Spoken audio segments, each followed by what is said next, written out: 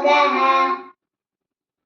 न तद्भाषयते सूर्यो न शशाङ्को न पावकः अद्गत्वा न निवर्तन्ते तद्धाम परमं मम భావం స్వయం ప్రకాశ స్వరూపమైన ఆ పరంధామమును సూర్యుడు గాని చంద్రుడు గాని అగ్ని గాని ప్రకాశింపజేయజాలరు. అట్టి పరంధామమును చేరిన పుణ్యాత్ములు మరలా ఈ జగత్తును ప్రవేశింపరు. మమైవాంసో జీవలోకే జీవభూత సనాతనః మనక్షస్థానీంద్రియాణి ప్రకృతిస్థాని కర్షతి. భావం ప్రాణి లోకమున ఈ దేహమునందున్న సనాతనమైన జీవాత్మ నా అంశయే. అది ప్రకృతి యందు స్థితములై ఉన్న మనస్సు ఇంద్రియములు శబ్దాది విషయముల ద్వారా తన వైపు ఆకర్షించింది. శరీరం యదవాప్నోతి యచ్చాప్యుత్క్రామతీశ్వరః గృహీత్వైతాని సంయాతి వాయుర్గం దాని వాసయాత్. భావం వాయువు వాసనలను ఒక చోటు నుండి మరొక చోటుకు తీసుకుపోయినట్లుగా దేహాదులకు స్వామి అయిన జీవాత్మ శరీరము త్యజించినప్పుడు మనస్సు ఇంద్రియములు గ్రహించి వాటితో మరొక శరీరము పొందును. శ్రోత్రం చక్షుస్పర్శనం చ రసనం ఘ్రాణమేవ చ అధిష్టాయ మనశ్చాయం విషయానుపసేవతే.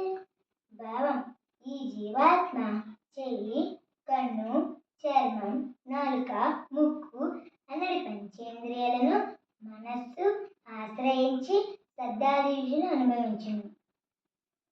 ఉత్క్రామం తం స్థితం వాపి భుంజానం వా గుణాన్వితం విమూఢానానుపశ్యంతి పశ్యంతి జ్ఞానచక్షుషః. భావం జీవాత్మ శరీరము త్యజించినప్పుడు శరీరము స్థితిలో ఉన్నప్పుడు విషభోగం అనుభవించుతున్నప్పుడు అటులే త్రిగుణములతో కూడి ఉన్నప్పుడు అజ్ఞానులు తెలుసుకోలేరు. కేవలం వివేకశీలురైన జ్ఞానులే తమ జ్ఞాన నేత్రము వలన స్వస్వరూపమును తెలుసుకుందరు.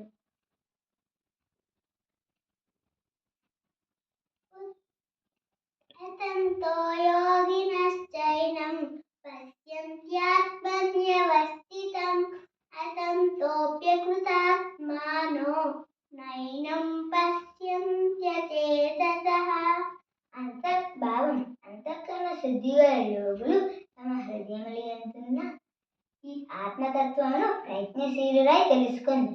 కానీ అంతఃకరణ శుద్ధి లేని అజ్ఞానులు ఎంత ప్రయత్నించి ఈ ఆత్మను తెలుసుకొనలేరు. అదాదిత్యగతం తేజో జగద్భాషయతే కిలం అచ్చం రమసి యచ్చాగ్నౌ తత్తేజో విద్ధి మామకం. భావం సమస్త జగత్తును ప్రకాశింపజేయు సూర్యుడి తేజస్సు అటులే చంద్రుడి తేజస్సు అగ్ని తేజస్సు నా తేజస్సు అని ఎరుంగుము. గామావిశ్య చ భూతాని తారయామ్యహమోజసా పుష్ణామి చౌషధీ సర్వాః సోమో భూత్వా రసాత్మకః. భావం పృథ్వీయందు ప్రవేశించి నేను నా శక్తి ద్వారా సకల భూతములను ధరించి పోషించుచున్నాను. రసస్వరూపుడనై అనగా అమృతమయడని చంద్రుడై ఔషధులకు అనగా వనస్పతులన్నింటికీ పుష్టిని చేకూర్చుచున్నాను. అహం వైశ్వానరో భూత్వా ప్రాణినాం దేహమాశ్రితః ప్రాణాపాన సమాయుక్తః పచామ్యన్నం చతుర్విధం. భావం నేనే ప్రాణాపాన సంయుక్తమైన వైశ్వానరాగ్ని రూపంలో సర్వ ప్రాణుల శరీరముల యందుండి 4 విధములైన ఆహారములు జీర్ణము చేయుచుందును.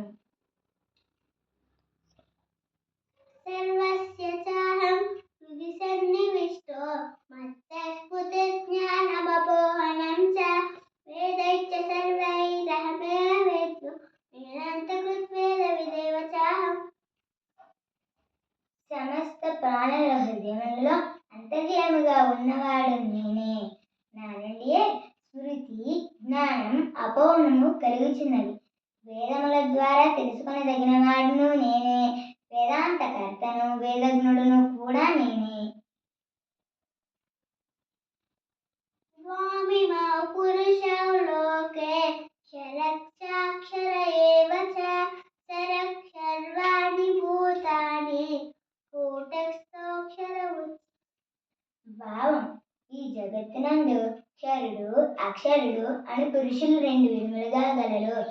సకల ప్రాణుల శరీరములు నశ్వరములు, జీవాత్మ నాశరహితుడు.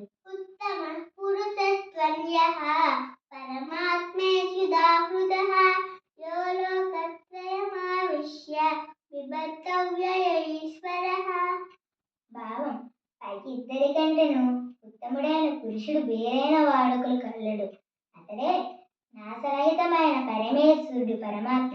అతడు ముల్లోకములందును ప్రవేశించి అందరినీ భరించి పోషిస్తుంది.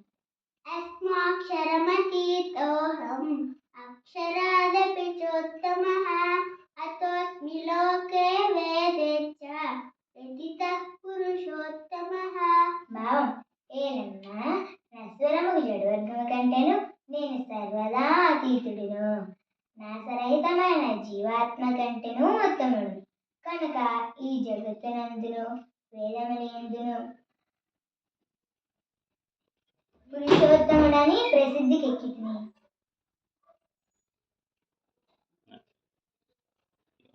యో మామేవమసమ్మూఢో జానాతి పురుషోత్తమం స సర్వవిద్ భజతి మాం సర్వభావేన భారత. ఓ అర్జున, జ్ఞాని అయిన వాడు ఈ విధముగా నన్ను తప్పుతా పురుషోత్తమునిగా అడిగింది. సర్వజ్ఞుడైన అతడు వాసుదేవుడనైన నన్నే నిరంతరము పరమేశ్వరునిగా భజించింది. ఇది గుహ్యతమం శాస్త్రం ఇదముక్తం మయా నఘ ఏతద్బుద్ధ్వా భుక్తిమాన్ స్యాత్ కృతకృత్యశ్చ భారత. భావం: ఓ పుణ్యపురుష, ఓ అర్జున, అత్యంతము గోప్యమైన ఈ శాస్త్రమును ఈ విధముగా నీకు తెలిపితిని.